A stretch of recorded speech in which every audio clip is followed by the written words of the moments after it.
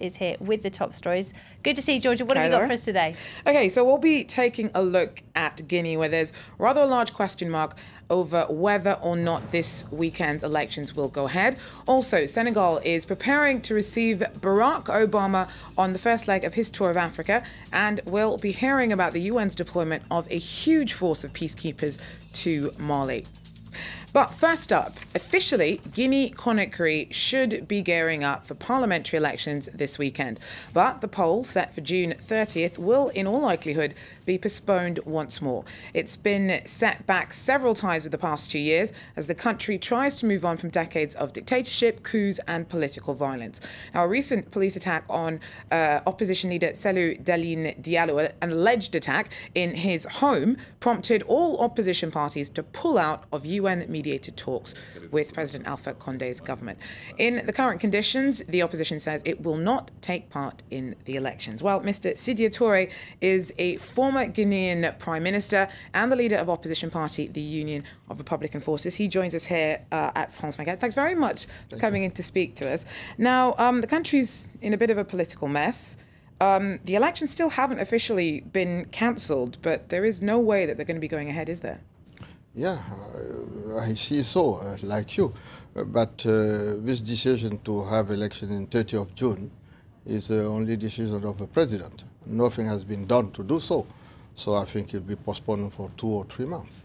So what's your official position on this? Let's say by some crazy twist of fate, the elections do somehow go ahead on the 30th. Are you officially boycotting them? No, no way to have election 30th of June. You know, I think everybody knows that in Guinea today. The problem we have is the electoral list. We want to be sure that this electoral list contains all the electors from both sides, from Conde's side and from opposition side too. So we have a discussion with UN envoy Mr. Said Djinnit. I think we'll start again those negotiations next week in Conakry.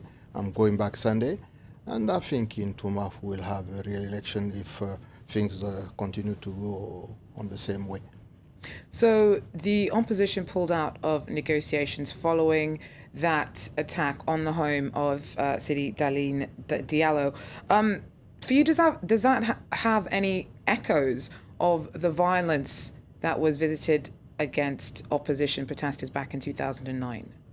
Yeah, it looked like, you know, we have many violence from, you know, from police people, from security men from the government.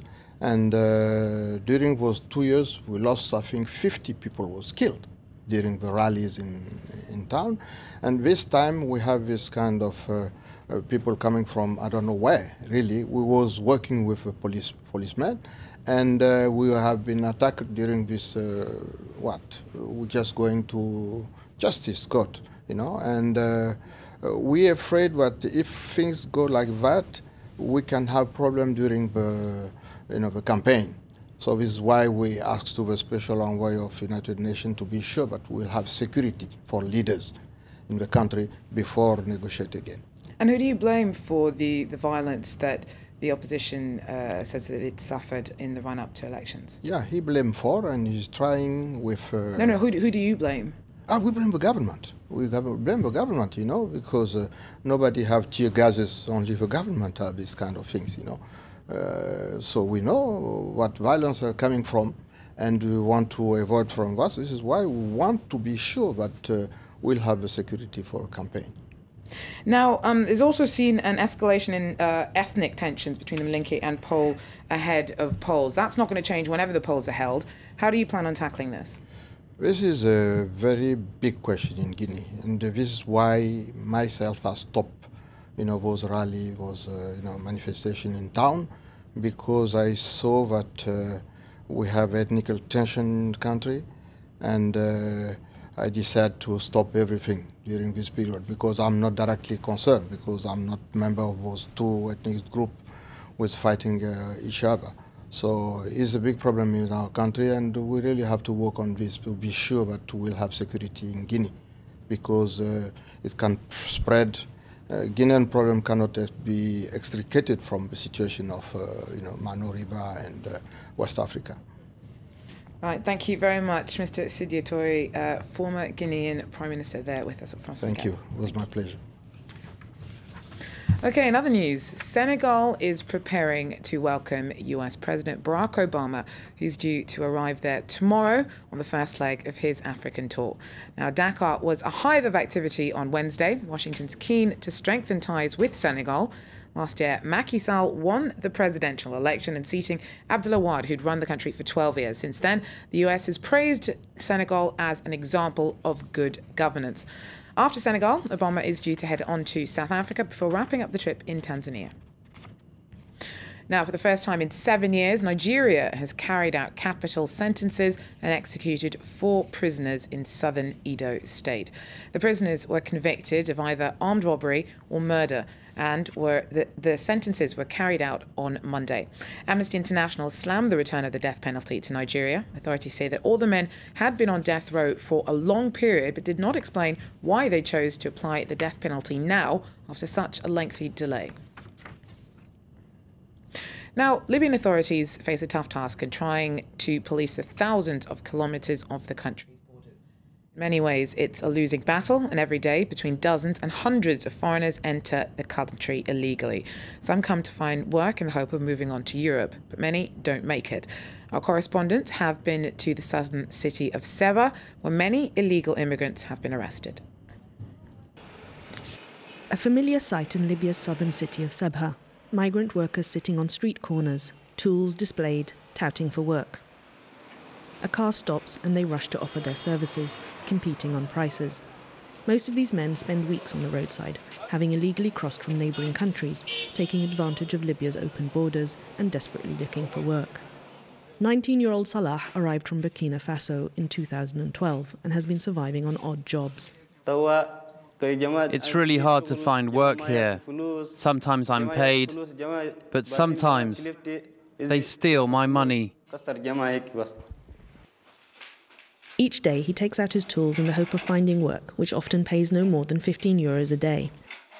Salah was deported back home earlier in March, but he soon made his way back, as Libya, despite the hardships, offers more chances than he could find in Burkina Faso.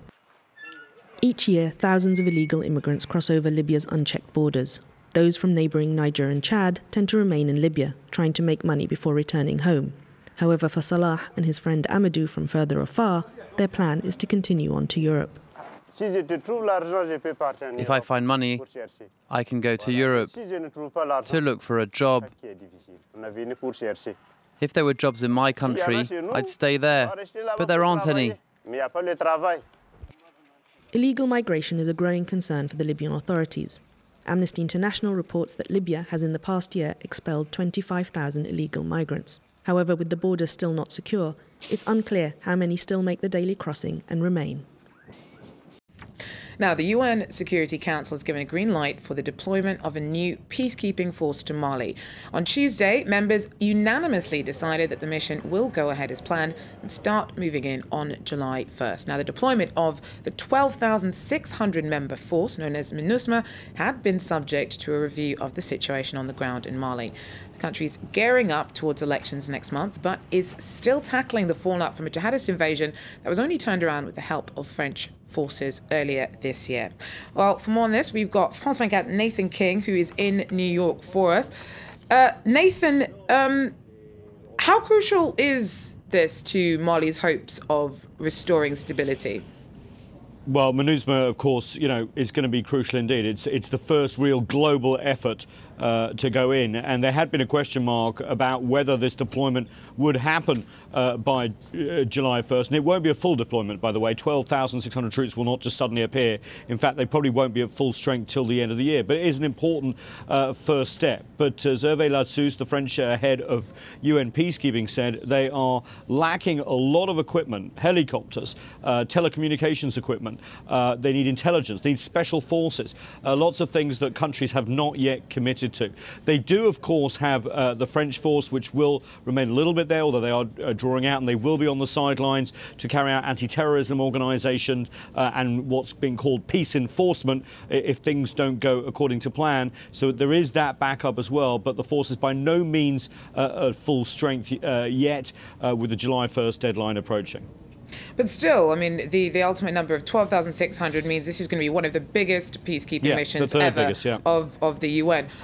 Why was the decision taken that this number of troops was necessary to get things back to normal in Mali?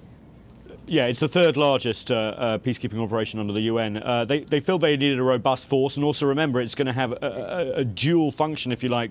Obviously, there's going to be the peacekeeping element, especially in the north, but also a peace-building element, if you like, in the south. That is restoring institutions, making sure that the elections go well and that the results are implemented, and the infrastructure that has basically fallen apart since the coup and needs rebuilding in the north needs to be built with help of the international community as well. So we have all these factors building, and so it needs to be a very, very large mission, and it's going to need a lot of money as well. Now, there were also concerns about the makeup of the troops themselves. Exactly. 12,600 soldiers. Now, Chad, of course, a keen contributor with the initial intervention with the French and then the AFISMA troops and Chad as well. They had promised around 2,000 soldiers of the 12,600.